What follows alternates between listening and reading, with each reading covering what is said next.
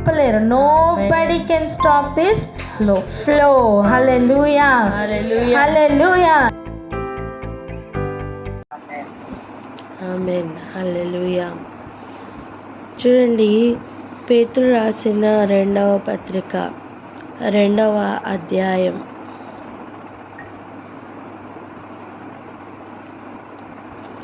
11వ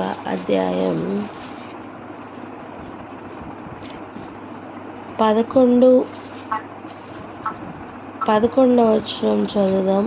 11, 12. 2 పేతురు 2వ అధ్యాయము 11, 12 వచనాలు. దేవదూతలు వారి కంటే మరి అధికమైన బలమును శక్తియు గలవారైనను ప్రభు ఎదుట వారిని దూషించి వారి మీద నేరం మోపబడతారు. వారైతే పట్టుబడి చంపబడుటకే స్వభావసిద్ధంగా పుట్టిన వివేక శూన్యులమగు మృగము వలె ఉండి తమకు తెలియని విషయంలో గురించి దూషించుచు తమ దుష్ప్రవర్తనను ప్రతిఫలంగా హాని అనుభవించుచు తాము చేయు నాశనముతోనే తామే నాశనము పొందుతారు. ఈ విషయంను కొంచెం ఆలోచిద్దాం. చూడండి, వారైతే పట్టబడి చంపబడుటకే స్వభావ సిద్ధముగా పుట్టిన వివేక శూన్యములకు మృగముల వలె ఉండి. అర్థం, వివేక శూన్యం అంటే వివేకము కొంచెం కూడా లేకుండా ఉండే ఒక స్థితి.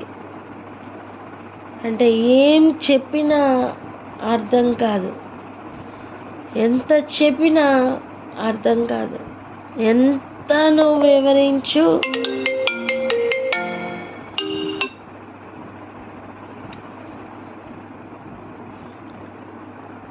హల్లెలూయా. ఒక్క నిమిషం, కాల్.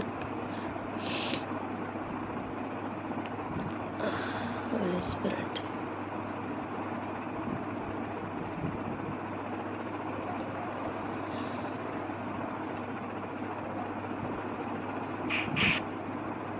యాడ్ అయ్యారక్క?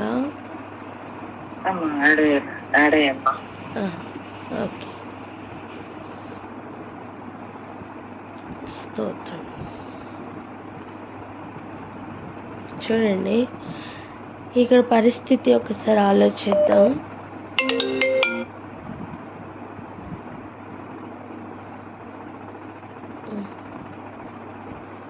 అక్క మీరున్నారు కదా? ఎస్.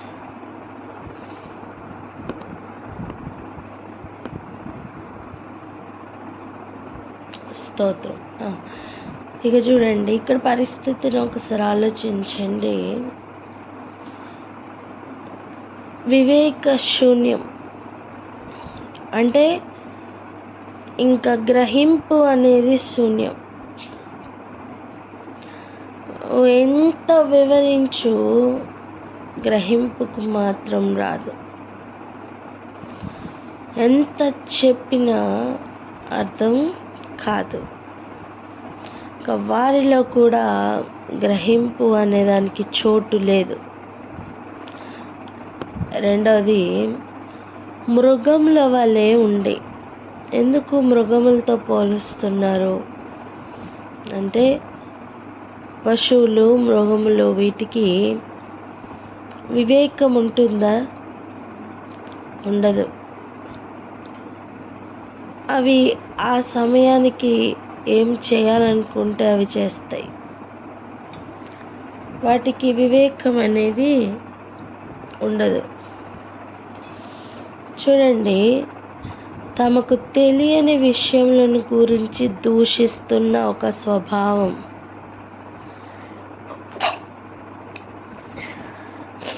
తమకు తెలియని విషయములు, వివేకమే లేకపోతే తమకు తెలియని విషయముల గురించి తీర్పు తీరుస్తూ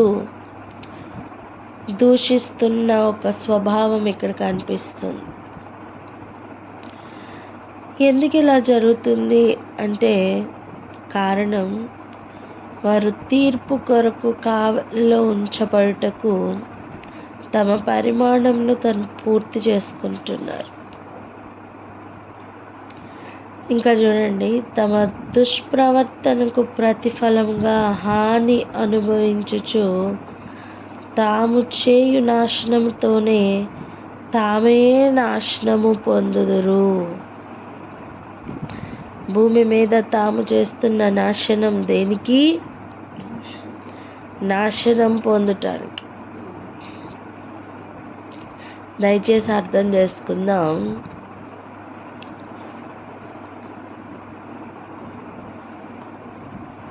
మొదట్లో చెప్పినట్టుగా అబద్ధ ప్రవక్తలు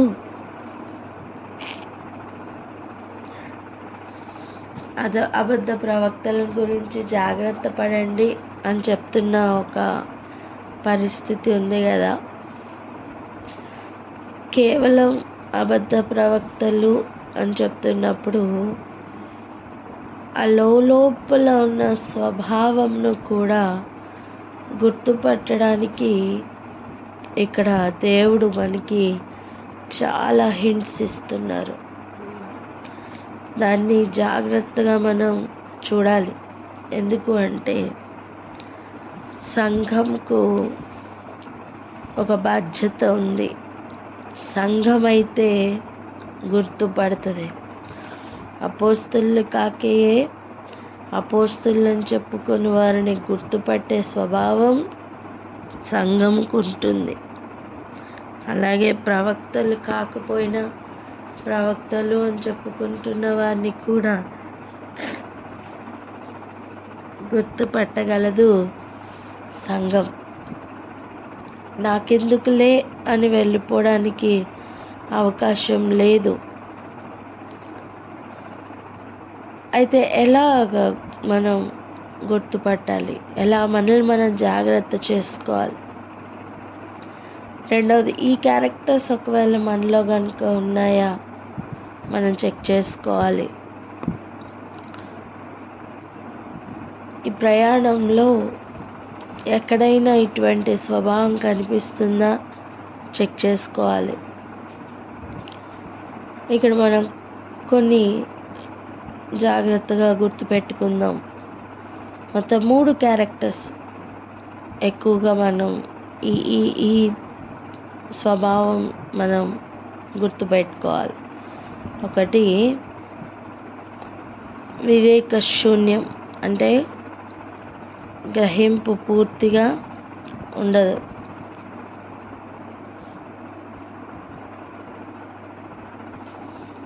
మృగముల వలె బిహేవ్ చేస్తూ. రెండోది, తెలియని విషయములను గురించి దూషించడం. తెలిసి మాట్లాడడం కాదు, తెలియని విషయాల గురించి దూషిస్తూ ఉన్న ఒక స్వభావం.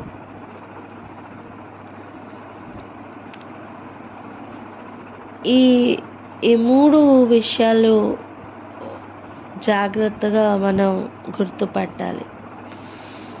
ఈ 3 క్యారెక్టర్స్ కనుక ఉన్నాయా అప్పుడు మనం గుర్తుపెట్టుకోవాల్సిన విషయం ఇది ఒక డైవర్షన్ అని మనకి అర్థం అవ్వాలి. ఒకటి, వివేకం లేకపోవడం. 2, మృగముల వలె బిహేవ్ చేయడం. 3, తెలియని విషయముల గురించి దూషించడం. ఈ 3 కనిపిస్తున్నప్పుడు మనం ఏం చేయాలండి? ఇది ఎందుకు ఇలా జరుగుతుంది అని టెన్షన్ పడడానికి కాదు. ఇది ఎందుకు ఇలా జరుగుతుందో మనకే అర్థమవుతుంది. ఎందుకు ఇలా జరుగుతుందట? తాము చేయు నాశనంతోనే తామే నాశనము పొందుదురు. అందుకే ఇలా జరుగుతుంది.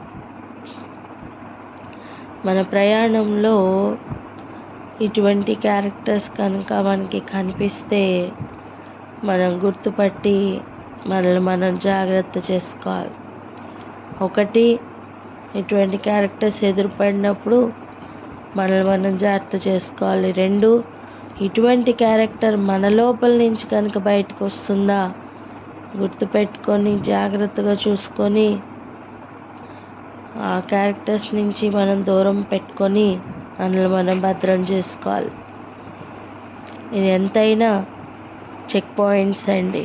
ఇవేంటి చెక్ పాయింట్స్?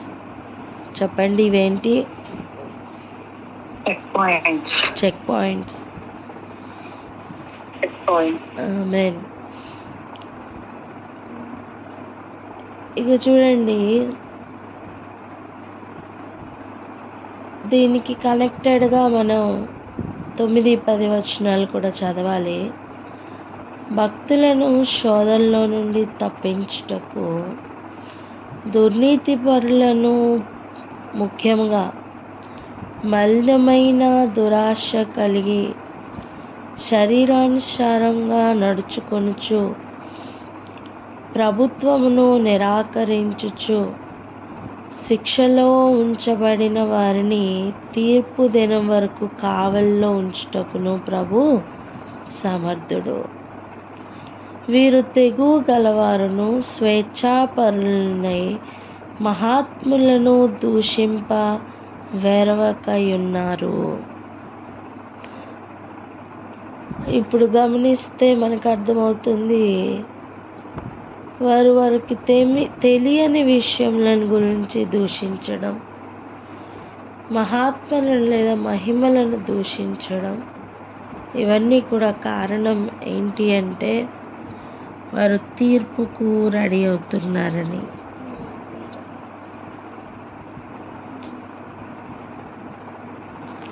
వివేకం పూర్తిగా కనపడకపోవడానికి కారణం వారు తీర్పుకు రెడీ అవుతున్నారు కనుక. ఇటువంటి పరిస్థితులు కనిపిస్తుంటే జాగ్రత్త పడాలి. దాంతో కనెక్టెడ్గానే దేవదూతలు వారికంటే మరి అధికమైన బలమును శక్తియు గలవారునై ఎన్నును ప్రభు ఎదుట వారిని దూషించి వారి మీద నేరము మోపవెరతురు. ఎంత కంపేర్ చేసుకున్నా సరే అనవసరమైన తెలియని విషయములను గురించి మాట్లాడుతున్న ఒక అనుభవం ఉందా? జాగ్రత్త పడదాం. మనకి తెలిసిన విషయాల గురించి మాట్లాడడం వేరు, మనకు తెలియని విషయాల గురించి కూడా అనవసరమైన స్టేట్మెంట్స్ ఇస్తుంటే అక్కడ వివేక శూన్యం కనిపిస్తూ ఉంటుంది. సత్యమును గురించి మాట్లాడుతున్న అనుభవం వేరు, తెలియని విషయాల గురించి మాట్లాడుతున్న అనుభవాలు వేరు. ఏం జరుగుతుందో తమకి తెలిసినా తెలియకపోయినా ఒక స్టేట్మెంట్ ఇస్తున్న ఒక అనుభవం ఉందా? జాగ్రత్త పడడం మంచిది. ఇక్కడ ఆగి ప్రార్థన చేసుకుందాం. ఇటువంటి ఏ క్యారెక్టర్స్ మనలో ఉండకూడదని, రెండవది ఇటువంటివి మనం చూసినప్పుడు గుర్తుపట్టాలని, ప్రత్యేకమైన కృప దేవుడు అనుగ్రహించాలని ప్రార్థన చేసుకుందాం. అక్క